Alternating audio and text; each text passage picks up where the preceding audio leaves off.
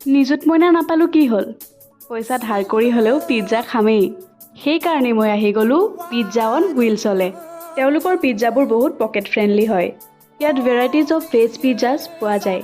তেওঁলোকৰ পিজ্জাৰ স্পেচিয়েলিটি আৰু লোকেশ্যনটো আহক ইয়াৰ দাদাজনৰ পৰা জানো ফ্ৰেঞ্চ ফ্ৰাইজ পায় আৰু আপোনাৰ কুলাৰ পিজ্জা আছে মানে ভেৰাইটিজ অফ পিজ্জা পাব ইয়াতে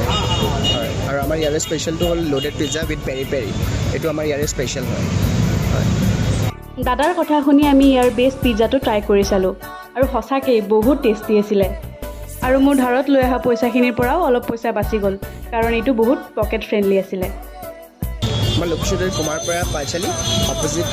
বি ষ্টুডিঅ' বুলি আছে ইয়াতে কুমাৰপাৰা পাঁচআলি বুলি ক'লে এইখিনিত মানে পিজ্জা ষ্টল কৰিছে পিজ্জা অন হুইলছ বুলি ক'লে কোনোবাইও দেখাই দিব আমি যিমান দিন মানে হৈছে অ'পেনিং কৰা বহুতখিনি মানে মানুহে জানা হৈ কিমান দিন লাষ্ট ছানডে আমি অ'পেনিং কৰিছোঁ